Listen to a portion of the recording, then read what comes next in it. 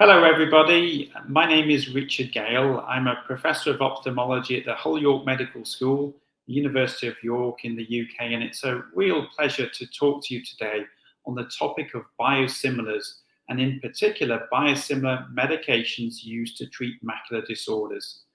This is one of the really hot topics of 2023.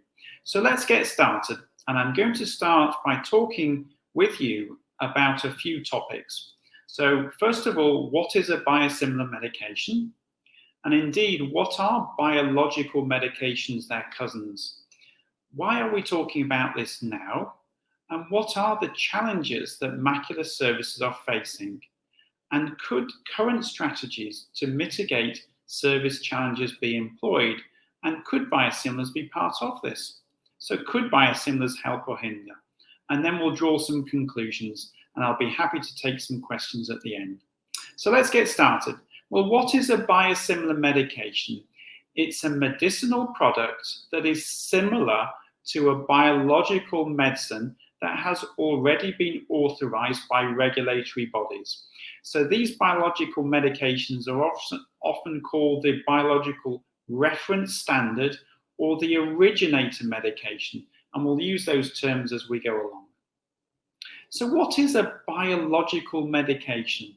A biological medication is often a medication such as an antibody which is used to treat disorders. And a common disorder is wet age-related macular degeneration, and it's given as an injection into the eye. So these biologic medications are not the same as another class of medication called generics. So generic medications are exact copies. And an example of this, for example, would be aspirin. So one might buy different brands of aspirin and there would be exactly the same product. However, biological medications, unlike these small molecules, are really complex structures. So they're not exactly the same and have different variability in their structures. I'll explain why this is important. First of all, we need to understand how these biological medications and whether they're originators or similar medications are produced. In fact, it's really quite a complex process. And there's what's called an upstream process of producing it, and then a downstream process to purify and then deliver the drug substance. So the upstream process starts with a real life cell line, and that can sometimes be an animal cell line to produce the biological medication such as the antibody, and it's amplified to in a culture to produce a huge volume. It then goes through a downstream process to purify it, and that's a number of different steps, and it's quite complex, and then the drug is produced ready for us to use. And each step in these complex process could potentially impact the quality of the product. And in fact, with these biological medications, whether they're the original ones or the biosimilars, can have a degree of variability in what's called the drifting of the quality, or indeed a sudden shift in the quality. And it's really important that this quality of the medicine is monitored on a regular basis, whether it's produced as the original or a similar medication, effectively like a copy of the medicine. So let's just recap how drugs of this category, these biological medications, are developed. And it's really quite a complex and expensive way to develop these medications. So the original medication is developed in a lab. It undergoes what's called preclinical testing to ensure it's safe in non-humans. And then through a number of different clinical trials of low volume individuals who try it through to very high volumes and lots of participants to ensure it does what it says on the tin. Now, this process takes many years and costs often hundreds of millions of dollars, if not more. Using a biosimilar medication is somewhat different. So once the original medication has come off what's called the patency, i.e. it's not allowed to be copied, effectively that medication can be copied and produced by other companies. It goes through a much simpler process, but is still quite complex and quite extensive. First of all, the qualities of the medicine are looked at to ensure that it has the same biological quantities, and then it undergoes a single clinical trial to ensure it behaves and acts as it should do in human beings. So the clinical program, as I mentioned, is really quite complex, but less complex than in the original medication. And the program ensures that the medicine is similar both in its characteristics and also within its safety and its efficacy, i.e. how well it works. They also may differ, these biosimilars, in terms of how they're given, in terms of the device or the formulation, for example, in the syringe or the buffer medications which are used. So not the active clinical drug, but the medication that's used to store it, for example.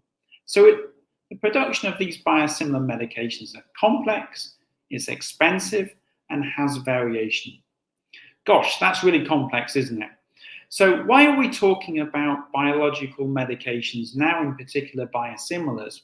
Well, many of you may well be aware of these biological medications such as Lucentis or Eylea, which have been around for many years, and they're coming off their patent now, which means effectively they can be copied and produced by other companies. And in fact, these biosimilars are already here and have already been tested for many years. And there are many, many of them, which are similar to the Lucentis, called ranibizumab, or Eylea, called aflibercept. So there are three main ones that are already here, unlicensed and being used in the UK. And they are effectively similar to ranibizumab or the Lucentis medication. And I've just put up some clinical trials which were used to assess the efficacy, i.e. how well it performs, and the safety compared with the original medication called Lucentis. So Ongavi is one of them. Another one is called BioViz, and that's produced by a different company, and also has gone through clinical trials. Now, the typical things we see at the end of these clinical trials are to ensure that it actually performs very well to within a standard very similar to the original medication. And that standard is set by a regulatory authority in negotiation with the company that is producing the medication. So the clinical trial design is very robust and often is tried in many hundreds of people.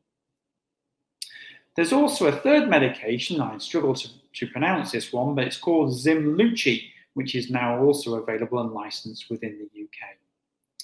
So let's just have a look at an example of what this efficacy data is. And what we often see is a plot of the improvement in visual acuity that participants gain, plotted against time. And we can see that the curves for the original medication and the biosimilar medications are almost on top of each other, which means that they both work equally efficaciously or equally well. Now, what I also look at, of course, in the small print, is to ensure that these medicines are safe and they don't cause any new or additional side effects compared with the original medication. And one of the key things that I look for, and ophthalmologists look for, is to make sure it's not causing any additional inflammation within the eye. And in this particular study, we can see that there is no additional signal to say it creates more inflammation or other safety signals. Appropriate vigilance with any new medication is, of course, really important. And an example of one biosimilar medication that was used, not in this continent, did in fact cause ocular inflammation. And this was picked up after the medication had been launched. I think it would be very unlikely indeed that this would be the case with any medications that were launched in the UK. But of course, the medication is tested on a much smaller population, and it's important that any new signals are reported by ophthalmologists. As far as I'm aware, so far, there haven't been any new concerns with these new medications. Now, how do we use these medications, or could we use these medications in clinical practice? Well, could they just be switched or substituted for the original medication? So let's imagine that somebody was being treated with Lucentis, the original ranibizumab medication. Is it allowed to be substituted without the ophthalmologist's knowledge or our patient's knowledge? Well, in fact, the governance around this suggests that it should be switched with the consent of the prescriber and the patient. So it shouldn't just happen by a pharmacist signing this off. So many of us are aware of the pressures on ophthalmology services. Ophthalmology services, in particular macular services, are the busiest in the UK, even busier than orthopedic services. And we're all aware of how difficult it is for many services to deliver the injection services on time. There's been many discussions and correspondence about how this should be dealt with through the Royal College of Ophthalmologists, the Way Forward programme, and indeed many of us have written narratives about how this can be dealt with. For example, action on AMD. And there are many barriers or solutions to delivering an effective macular degeneration service. For example, producing sufficient space, numbers of staff, equipment, support and mentoring, and indeed this requires generation of funds. It's often difficult for us to find appropriate staff to help us deliver these services. Let's just hold that thought for the moment. What is the main argument for using biosimilars in the UK? Well, that argument is financial, because they're often cheaper. And actually, biological medications account for a considerable proportion of medicine spending, both globally and the UK. So what is the cost of these groups of medication, these anti-VEGF originator medications to the UK? It's hard to know exactly, but perhaps it's around 400 to 500 million pounds per year. So another potential benefit of using the biosimilars is that if there is competition, then perhaps price can be driven down from the original medication. And of course, that would be a benefit to our healthcare system because it's effectively then cheaper. So what could be the cost saving? Well, I've got to say, I don't really know. However, let's make some assumptions here. Let's make an assumption that perhaps even 100 to 150 pounds per vial could be saved. And in fact, if like for like is being replaced, i.e. ranibizumab biosimilar with the Lucentis originator, we have to look at the percentages of Lucentis which are being used as a total of that budget in the UK. Perhaps it's 20%, but I don't know exactly. Let's understand some different scenarios. There could be the first scenario where all of those Lucentis patients are switched, with perhaps 100 to 150 pounds being saved per vial. Another scenario could be that all new patients are started on the biosimilar medication. Or the third could be that all patients receiving these medicines, whichever type, could be switched to the ranibizumab biosimilar. Each of those have different potential for cost savings. If everybody switched, perhaps, and really I've made this figure up to 200 million pounds could be saved. perhaps more, perhaps even less. Really, I ask you, saying, well, what could happen if a huge amount of money could be saved? It could be reinvested into the NHS, into eye care, into retinal services, or even perhaps macular services. And it could be invested into clinic space, equipment. But one area we have difficulty, even with as much money as we have got, is to invest into staffing, because even with a lot of money, it's often difficult to get hold of staff. So, what are the downsides of potentially switching to ranibizumab if an individual is on the Eylea or the aflibercept or perhaps even the faricimab? Well, literature suggests that more injections may be required for the same benefit. And can we cope with a service that is already running behind, giving more services? Possibly not.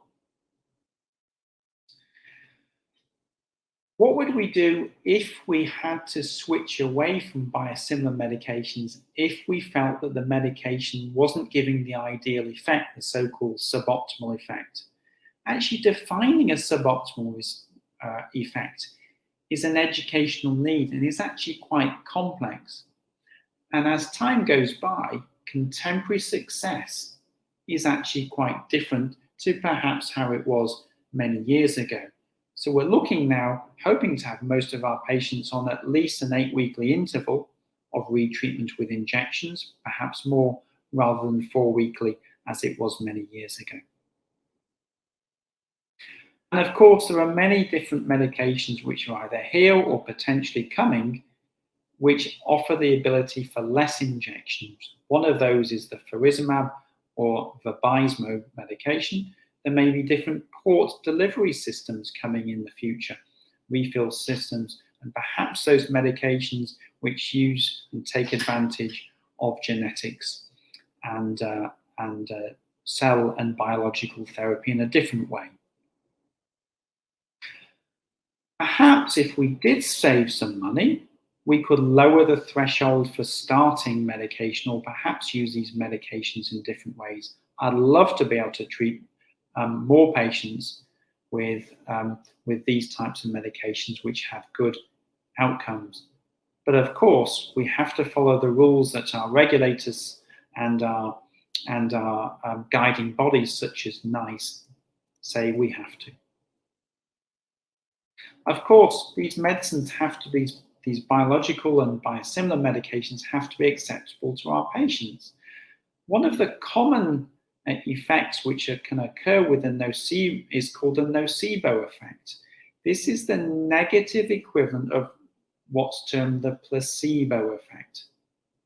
So in a placebo effect, there is often a beneficial outcome which is perceived by a dummy treatment, the dummy pill theory.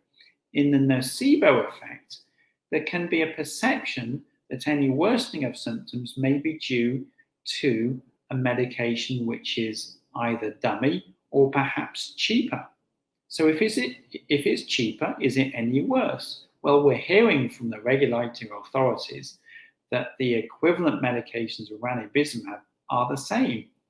So we have to be very careful as healthcare professionals to understand that we shouldn't blame any particular side effects, which we may get commonly with all medications, immediately on the new medication, or else we may lose the opportunity for cost savings and to sustain treatment with these biological medications. So, what does the Royal College of Ophthalmology suggest we should do? It suggests that we should use the medications when appropriate to do so, and indeed follows what the NHS England operational note suggests, and that is we should maintain our clinical choice in combination with what our patients would like and healthcare professionals would like, whilst making the best use of NHS resources. And it says that we should balance the needs of patients and resources available. So perhaps if we are running behind in our services, we wouldn't want to potentially overburden our services with more injections, with medications which may need more injections. That's quite complex, so it's not an easy area to discuss, but I hope what I've explained to you is that both healthcare professionals and our patients really need an understanding of what a biosimilar medication is. Although the potential for financial savings are quite huge, and therefore to reinvest into services and potential access to different diseases that could be treated with them, we need to understand how these services may be repurposed within our local services, or perhaps whether we may be inadvertently taking a backward step by giving more treatments and potentially adding to an increased issue with backlogs. There are many practical issues which may need to be addressed, such as reconsenting individuals and keeping a vigilance on new medication. There really is quite an urgent unmet need to discuss these issues, educate ourselves, our fellow healthcare professionals, and our patients. I'd like to thank you for your time and attention, and I'm happy to take some questions.